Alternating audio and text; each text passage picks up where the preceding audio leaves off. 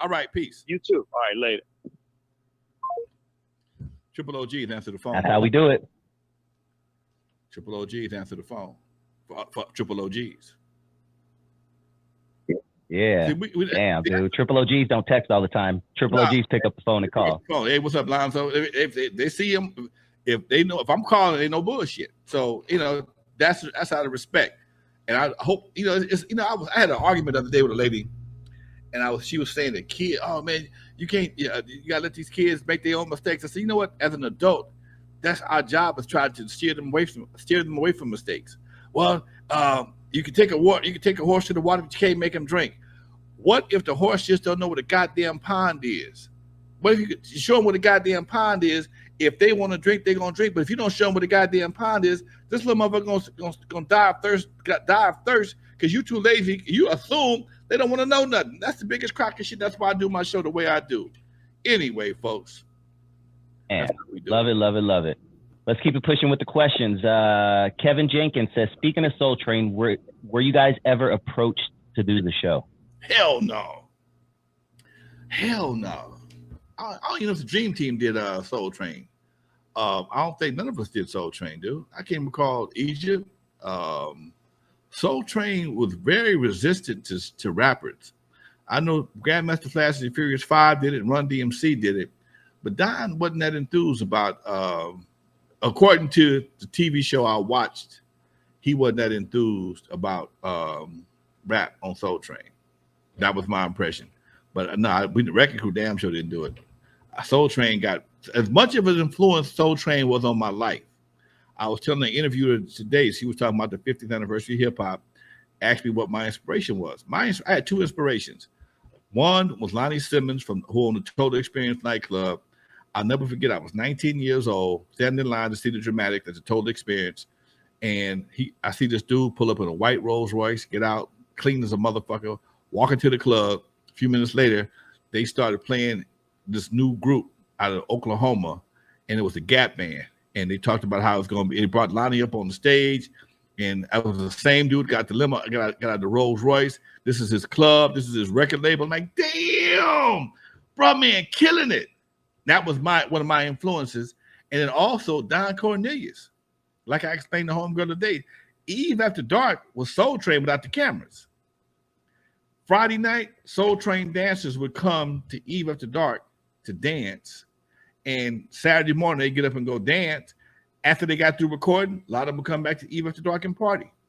That's how synonymous the two work. I never made Soul Train as a dancer. I had to work on Saturdays with my dad all the time, although I tried my best to qualify to get out there and do what I had to do, but I couldn't get. Man, how was I gonna get from Compton to La Brea and Melrose on a Saturday afternoon? That wasn't, my mama wasn't taking me. My daddy had to work going. My daddy had me going to work. Wasn't gonna happen.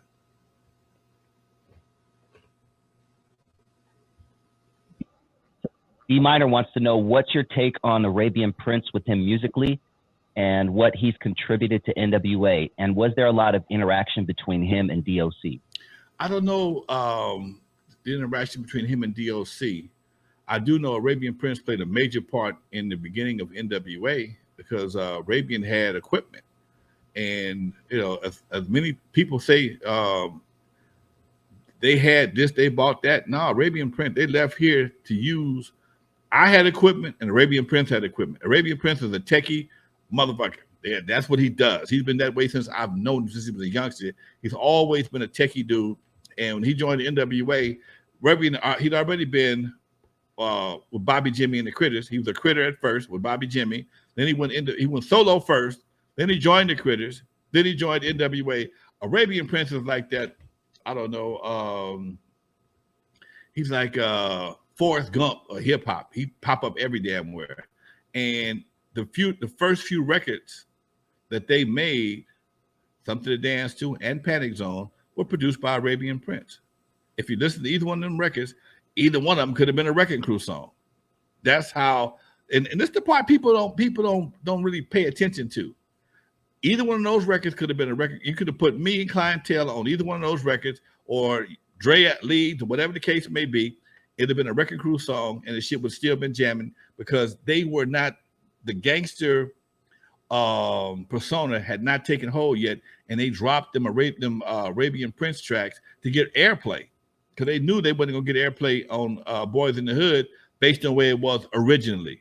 After they edited it and got it all cleaned up, then they got some airplay on it. But going into it initially with N.W.A, they came out with Something to Dance To and Panic Zone, and like I said before, those both were Wrecking Crew, Egyptian Lover, Arabian Prince inspired songs. Yes, he played a major role in the history of N.W.A.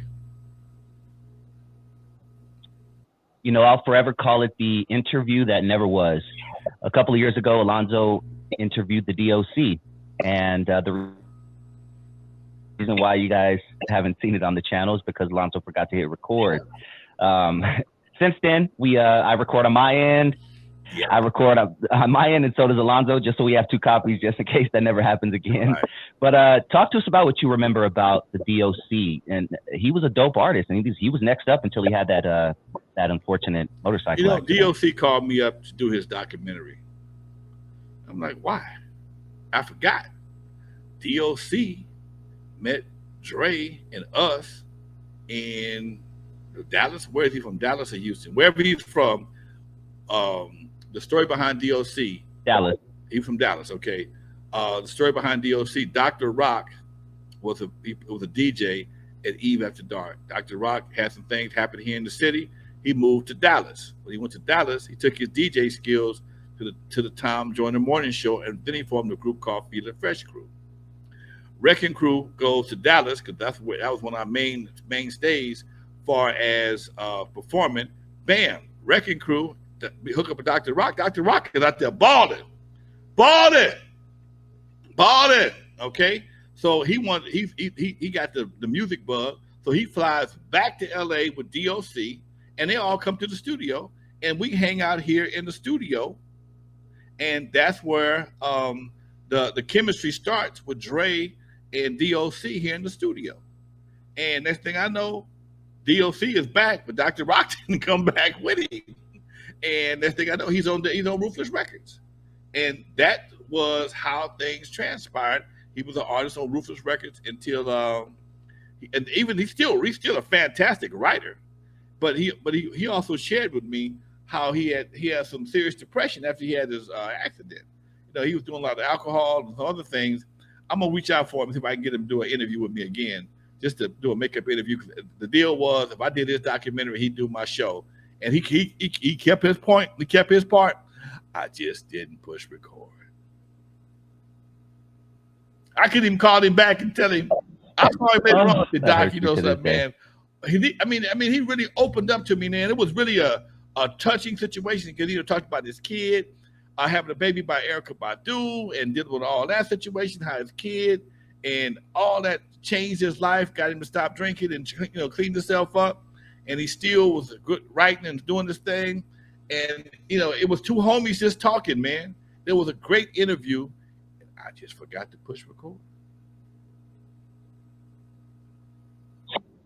Something that we've all done at least once, but I guarantee you'll never do it again. I always, it's second nature now. Make sure the clock is ticking. It's second nature now. It'll never happen again. Record is automatically set on my unit now. There it is. Automatic. Go ahead.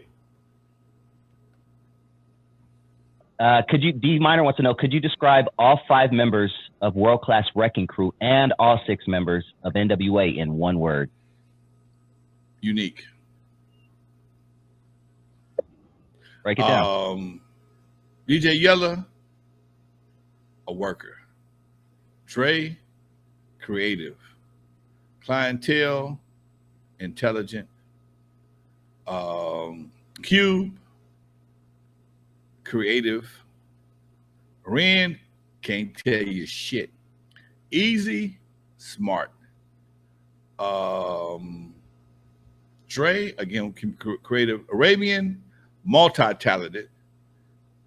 And back to Yella, hard worker. Yella's always been the backbone of a lot of shit. Yella was the backbone of Eve After Dark, backbone of Wrecking Crew, backbone of Damn. Can you go into that a little bit Well, more? and I met Yella at Eve After Dark. I hired him to snatch down some posters. I needed a bounty hunter. I put a quarter bounty on all promoters posters. They pissed me off. I said, fuck everybody. I want posters. I want the post clean. But none of my guys had cars. And those who did have cars had to work at the club.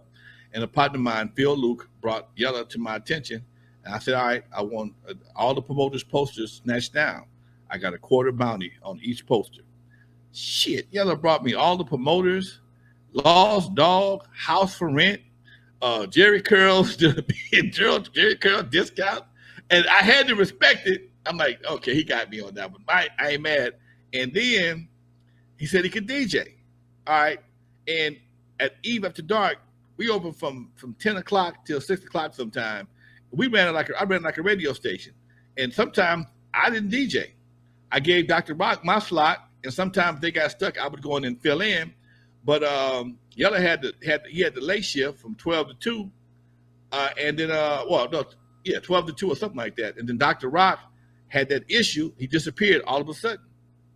And Unknown was running the bar. I was still spinning from time to time. The Yella came in. He had enough sense to handle it.